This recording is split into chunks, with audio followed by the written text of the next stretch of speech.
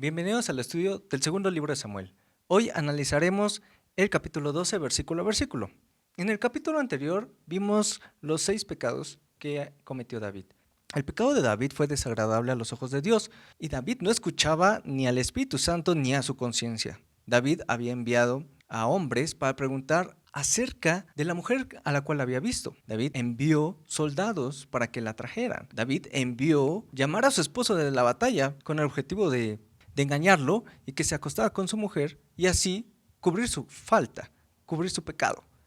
Sin embargo, Urías no quiso y David envió a Urías a su casa una y otra vez, aunque lo emborrachó, no quiso y lo volvió a enviar, pero a la guerra a morir. David envió a matar a Urías por medio de su general Joab y nuevamente David envió por Betsabé, una vez que había pasado los días de luto, para hacerla su esposa. Entonces vemos que David envió. Pues bueno, ahora Dios será quien le envíe un mensaje a David. El título del tema de hoy es Dios envía un mensaje a David. El bosquejo de hoy es primera parte, el juicio de Dios, versículos 1 al 6. Segunda parte, el veredicto de Dios, versículos 7 al 23. Y la misericordia de Dios, versículos 24 al 31. Así que vamos a orar. Señor, te damos gracias porque eres bueno, porque nos permites abrir tu palabra, nos permites conocer más de ti, Señor. Así que abre nuestros ojos, nuestro entendimiento, para que podamos ver las maravillas de tu palabra. En el nombre de Cristo Jesús, amén. Primera parte, el juicio de Dios, versículos 1 al 6.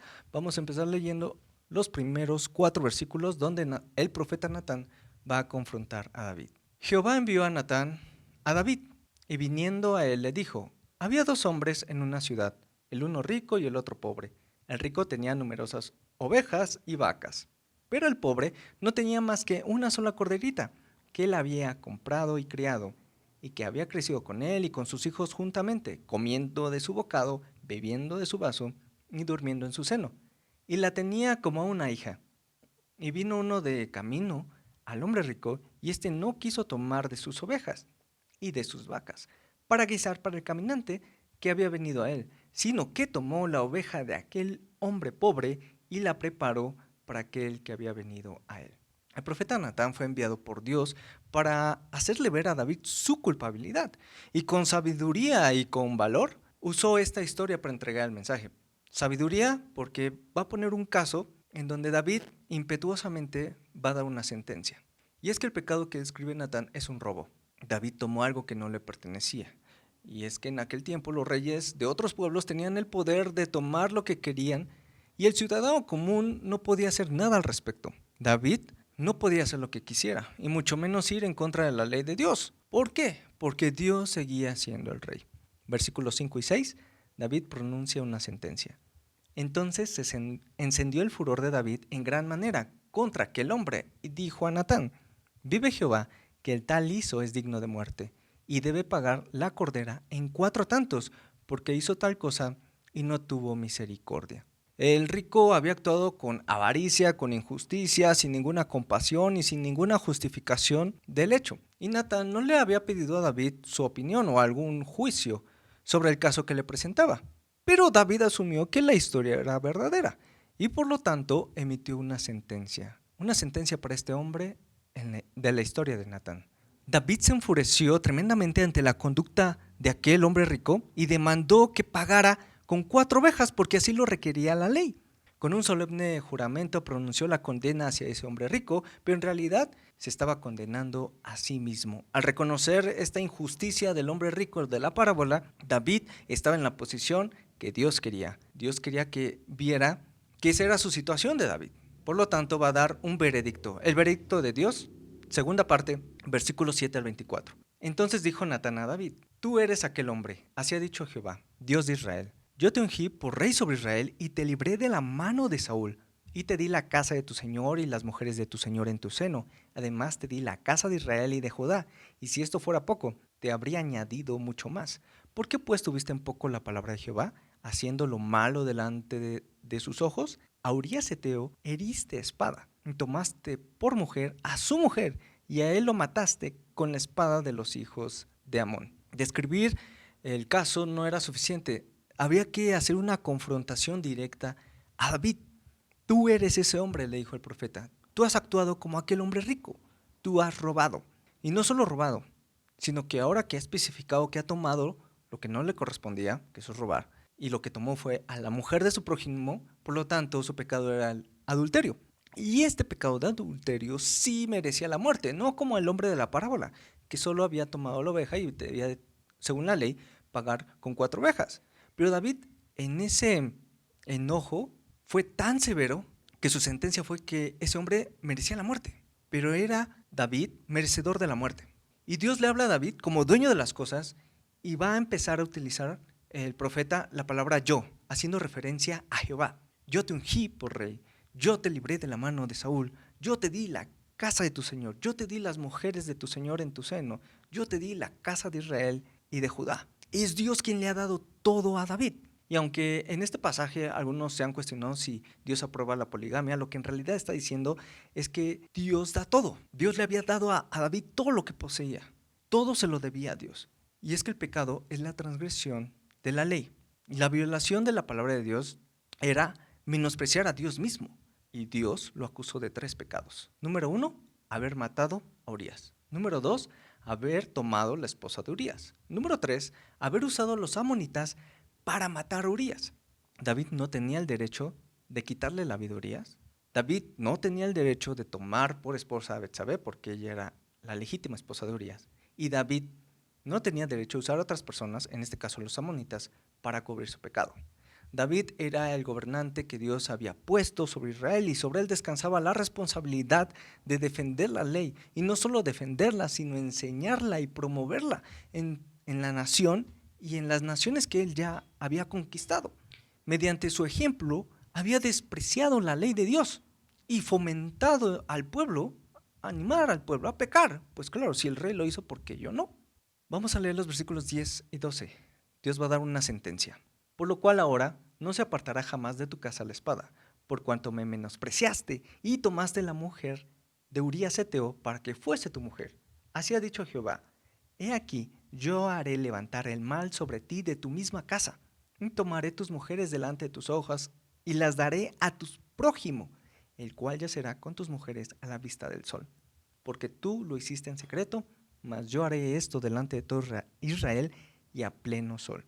Dios le advirtió que debido a este pecado, debido a que había provocado problemas en la casa de otro hombre, pues el resultado sería que Dios permitiría que los problemas llegaran a la casa de David.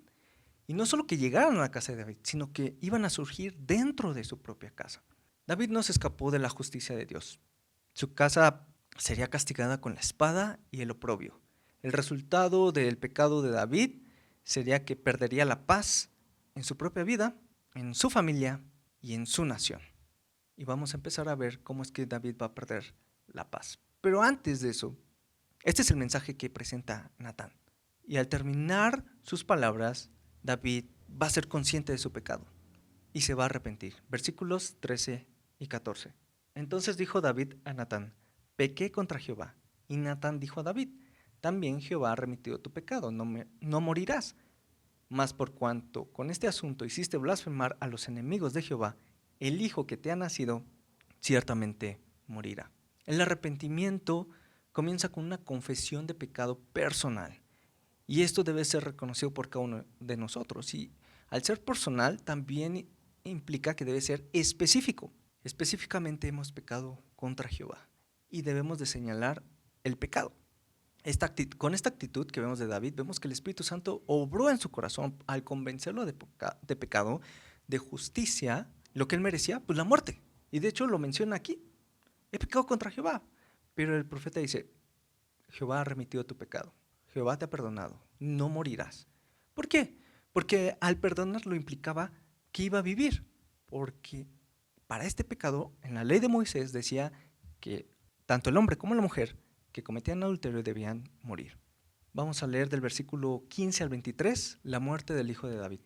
Y Natán se volvió a su casa, y Jehová hirió al niño que la mujer de Urías había dado a David y enfermó gravemente. Entonces David rogó a Dios por el niño, y ayunó David y entró y pasó la noche acostado en tierra. Y se levantaron los ancianos de su casa y fueron a él para hacerlo levantar de la tierra. Mas él no quiso, ni comió con ellos pan.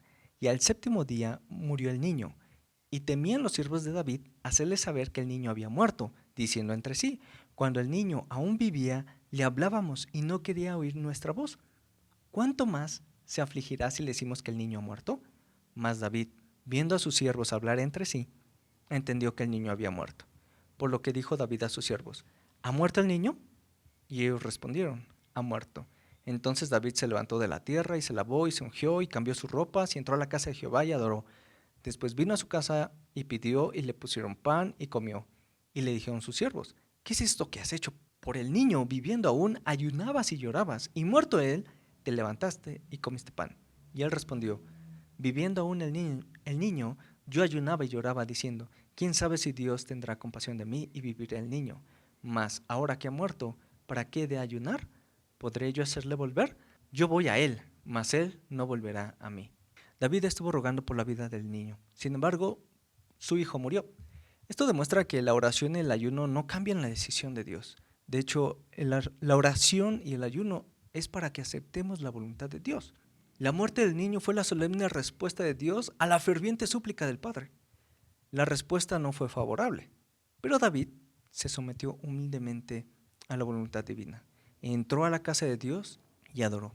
Pero Dios es rico en misericordia. Tercera parte, la misericordia de Dios, versículos 24 al 31. Vamos a comenzar leyendo los dos primeros versículos, 24 y 25.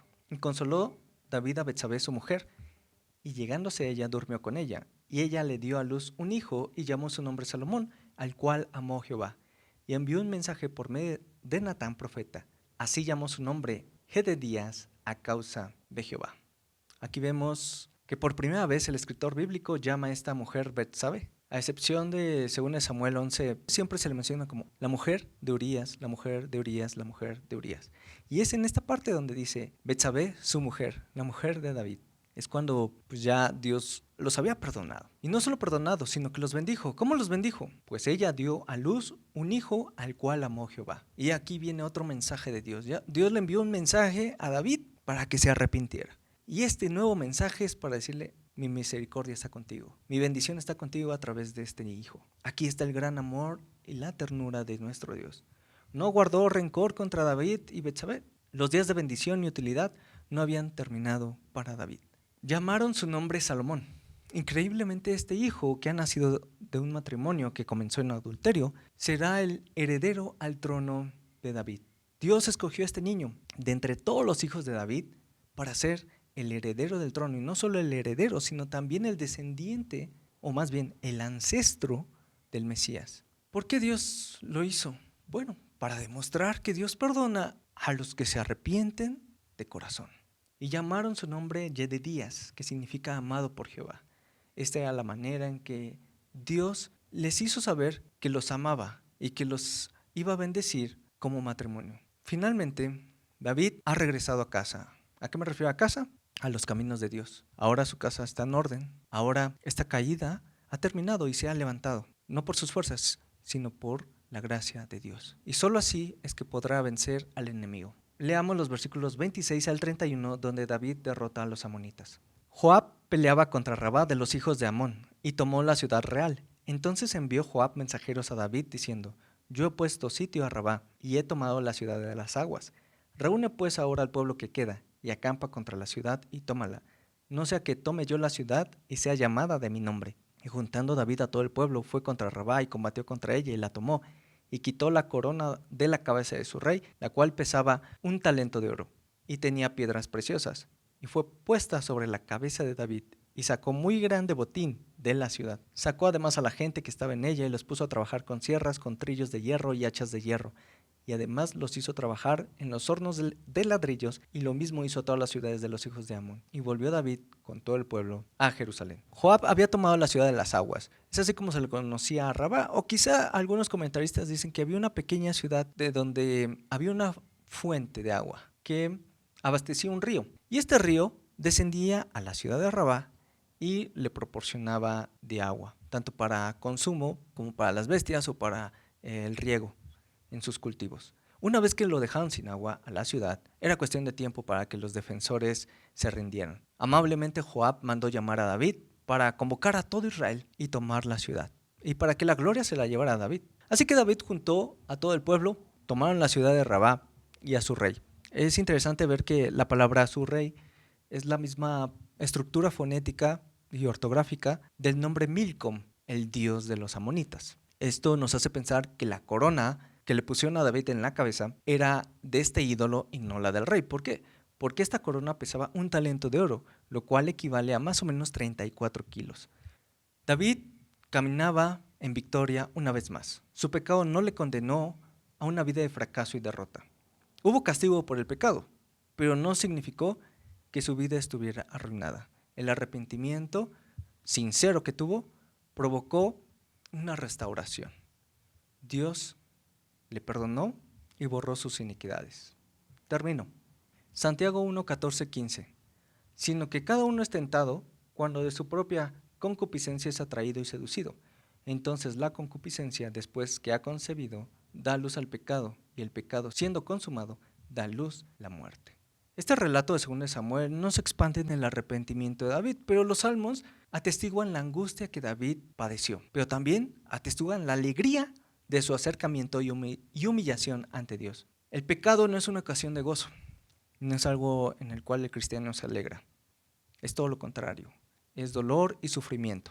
En el Salmo 51, David expresa la suciedad que sentía y su petición a Dios fue triple: borra mis rebeliones, lávame más y más de mi maldad y límpiame de mi pecado. David deseaba un nuevo corazón, quería el gozo de la salvación y pedía de todo corazón a Dios que lo librara de su pecado. David vino con un corazón contrito y humillado a la presencia de Dios y Dios le perdonó. El apóstol Pablo nos dice en Romanos 3:23, por cuanto todos pecaron y están destituidos de la gloria de Dios. Todos hemos pecado, todos somos culpables delante de Dios. Por eso Dios nos llama al arrepentimiento. 1 Juan 1:9, si confesamos nuestros pecados, Él es fiel y justo para perdonar nuestros pecados y limpiarnos de toda maldad. David vivió, David merecía la muerte, pero en su misericordia Dios le permitió seguir viviendo. Sin embargo, su hijo murió. Y de igual modo, el Hijo de Dios murió por ti y por mí, a fin de que tú y yo podamos tener vida eterna. Romanos 3, 25 al 26 lo voy a leer con la nueva traducción viviente. Pues Dios ofreció a Jesús como el sacrificio por el pecado. Las personas son declaradas justas a los ojos de Dios cuando creen que Jesús sacrificó su vida al derramar su sangre.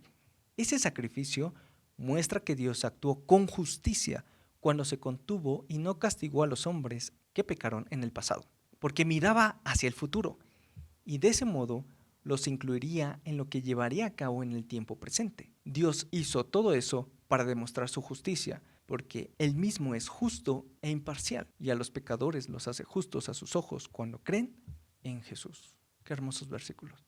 A David le nació otro hijo, al cual amó Jehová. Y es que pasa lo mismo cuando una persona cree en Jesús, ocurre un nuevo nacimiento. 1 Juan 3:1, miren con cuánto amor nos ama nuestro Padre, que nos llama a sus hijos, y eso es lo que somos. Pero la gente de este mundo no reconoce que somos hijos de Dios porque no le conocen a Él. Oremos. Señor, te damos gracias por este mensaje, porque no solo a David le enviaste un mensaje de juicio, sino también un mensaje de misericordia, de amor. Y lo mismo es para hoy, y lo mismo es para nosotros hoy en día. Un mensaje que nos llama al arrepentimiento y un mensaje de amor, Señor. Te damos gracias por tu palabra. Te damos gracias porque nos muestras el pecado, pero también su solución. Te alabamos por esto, Señor, en el nombre de Cristo Jesús. Amén.